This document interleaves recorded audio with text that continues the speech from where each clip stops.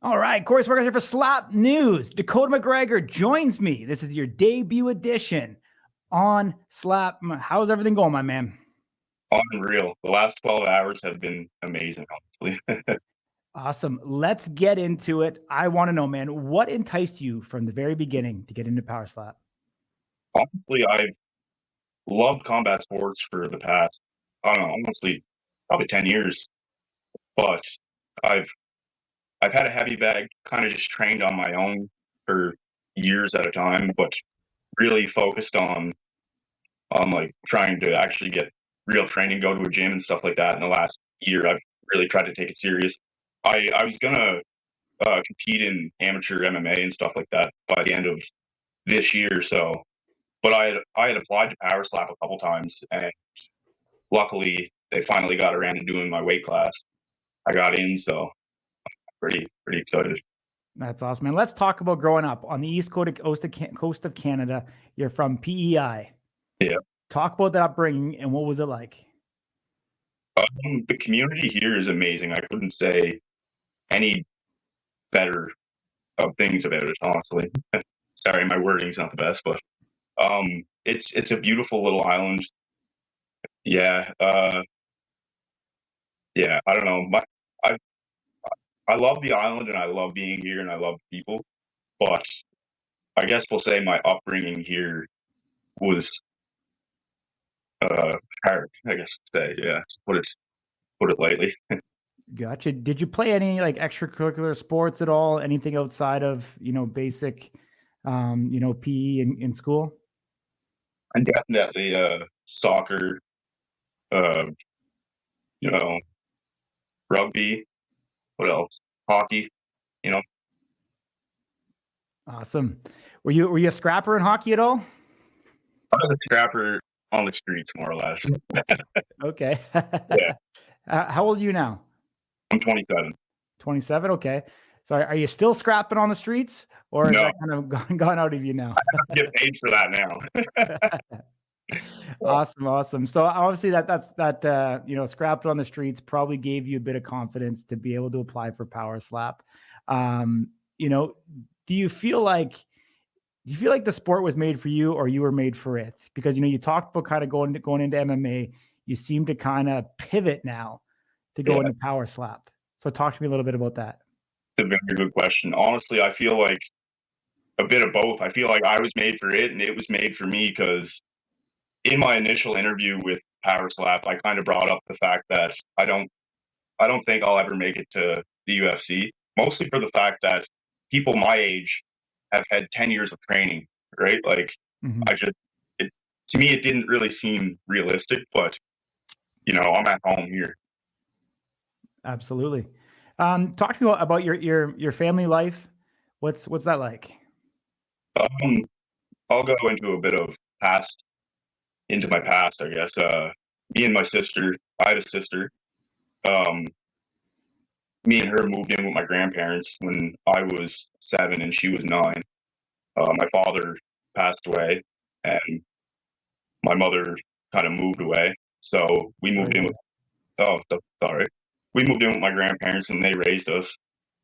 And my sister actually passed away in a car accident in 2018, and then my grandmother passed away in 2021. So I sold my house and moved back in with my grandfather. He's 80. He's got some health issues, so it's just me and him here, and I get my kids 2 times a week. And yeah, that's pretty much my family. It's real small and close, but I love them to death. Mhm. Yeah, I mean, dude, you've gone through a lot of tragedy in a short period of time. Does that kind of fuel you a little bit? Like, do you feel like this is your opportunity to make something greater of yourself, of what's in Yeah, front of you? definitely. Like I'll never forget when Conor McGregor was on the come up. My sister just being so hyped. If she could see me, like, oh my god, yeah, that's fuel. Mhm. And I just want to make them proud at the end of the day, and Yeah. myself too. Do you have an Irish background, or what's your family lineage? Um, Honestly, I don't know a whole lot about my background.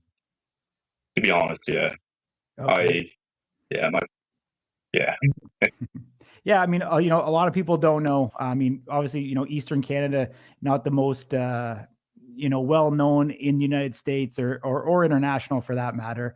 I grew up in a small town as well, so I know how hard it is for the opportunities to be in a smaller community.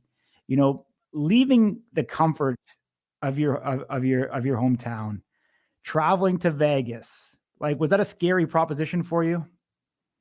Um, Not really, honestly. Like it fueled me. And once I got out there, I was actually the first contestant to land in Vegas out of everyone. So I had a lot of time to, not a lot of time, but the most time, I guess, to get comfortable there.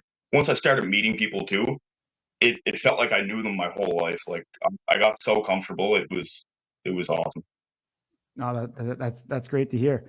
Um, going back, what's that 9 to 5 grind like? What do you do for work? Carpenter, build houses, lay cement, literally everything from the ground up. Carpentry, construction, all the above. And I love it, honestly. It keeps me busy, keeps, food on the table, pays Mhm. bills, and there'll always be work. For sure. How many hours a day are you working at that? 9. 9? Okay. Monday to Monday to Thursday, 9, and then 4 hours on Friday. So Gotcha. pretty. Gotcha. I mean, busy work day for sure. Within that, how do you find time to balance, the family with the work and with the training? You just make it work. You got to be dedicated, and that's the type of things that motivate me and bring out the best in me. So it's easy. Mhm.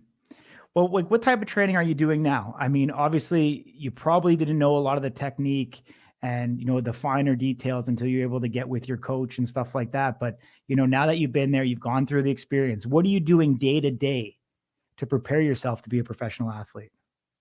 Um, Being consistent with going to jujitsu. I don't want to. I don't know if I should disclose this, but I tweaked my wrist a little bit in my very first or my second fight. Okay. So, um, but anyway, yeah, I'm just getting back to training consistently, and then ramping that up on top of that. And now that I got a little bit of film to review on, my defense and my offense, but I knew I needed to work on my defense. So Mhm. wait till you see the set. Awesome, man. Yeah, no, I mean, I'm sure that's perfectly fine to disclose. I mean, you didn't give away anything, so it's all good. But yeah, I mean, working on that offense and that defense, are you surrounding yourself with anybody? Are you working with any coaches, in the gym, or you talking to any of the guys online? You still stay in touch with any of your coaches from the show? I've been hit up a lot in the last day or so for people that have been signed to Power Slap for years now, Hmm. hitting me up saying like, if you have any questions, feel free to reach out and stuff like that. And that's a massive help because, like I said, and you said where I'm from, very small. There's not a whole lot of opportunities. Like I would Hmm. have to travel an hour there and an hour back, so 2 hours just to go to a gym that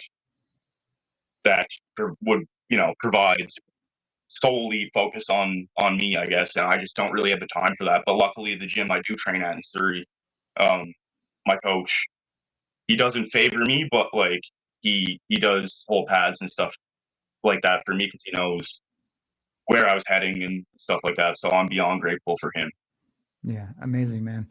It's definitely a new sport. A lot of people don't understand it, don't comprehend it. Even like in most major markets, I mean, there's no, as far as I know, there's no slap specific classes or really anything training oriented going on. So, in a lot of ways, you're kind of, you're on a rock, literally and physically by yourself as you prepare for this one. Um, I love it though. It fuels me. 100%. But it's great to see the camaraderie and the community that the strikers are building and wanting to help. I think that's something that's very unique in this sport Yeah, compared to MMA and the UFC, where the guys aren't as willing and open to share with guys outside of their camp. But I, it's quite neat to see. yeah, So couldn't agree more. yeah, I mean, summertime right now in PEI, it's got to be the best time of the year. What are you doing for fun when you have the opportunity to kind of let loose? Jiu-jitsu. That's it. But now we're going to the beach, bass fishing, Okay. just hanging out with my friends, relaxing. Just Gotcha. enjoying the summer, right? So bass fishing, freshwater, I guess, inland lakes, not in the ocean? Saltwater. Yeah, right off the coast or right off the beach. Oh, saltwater. Okay, okay. Awesome. I know this. You probably get mad at me for asking, but do you ever see the icebergs floating by? um, yeah, honestly, we get flooded with ice. Like, yeah, Okay, okay. some fishing season in I can't remember what uh I can't remember exactly when it starts, but yeah, come fishing season, sometimes they'll delay fishing because there's too much ice around the island. Okay, okay, crazy. Yeah, Obviously, I mean, fishing is one of the biggest natural resources of the island. yeah. I know it's not an easy life, but is it something that you ever considered doing? Like, was it even a high school job? Did you ever kind of end up going on a boat and experiencing what that was like? I definitely have. Yeah, I've done it to the point where I I know that I like to be on land. Yeah, Yeah, I'm sure you get your sea legs after the fact, but do you have some nasty stories of being out there in big winds? um, landing day one year, we started to load the boat. This is at like 3, 4 in the morning. Okay. We got like 50 traps on, and the bilge pump wasn't working in the boat. And we look back at the stern, and it's like that far from the water, and we're probably an hour sail from the harbor. Yeah. Yeah, it was yeah, it was different. So what did you guys end up having to do? Grab some buckets and do it by hand? Like, we didn't realize the bilge wasn't working until we got back to the harbor. So then we Um, really realized, like, oh god, that could have been terrible. Could have sunk. Thank the yeah, Lord. totally, totally. Have you stayed in touch with the guys after the house? Is there anybody that you're super close to and kind of built a bond with? Yeah, honestly, I have a Snapchat group chat with. There's too many to name. I love Okay. them all. Yeah, boys, boys. Awesome, man. What do you want to make of this? Like, is your heart set on power slaps for you? You still on the fence? Um, you talked about MMA. Like, are you still going to try to pursue that as well? Honestly, I won't rule out any opportunity after Power Slap. Like, everything's on the table now. You know, I hear you. the way What do that's you, the way I look at it. Because yeah. yeah, I never would have thought I'd get the opportunity to compete in Power Slap, let alone anything else. So now the opportunities are endless now. Mhm. I look at it that way. Yeah. What do you want to say to Frank, Erica, Dana for giving you an opportunity to compete? I'm going to put you front and center when you answer me. Okay. Yeah, I couldn't thank you guys enough. Honestly, like, from the bottom, the top, the middle, all of my heart. Like, this will not only provide me, but most importantly, my kids and the people around me, the life that I always dreamed of.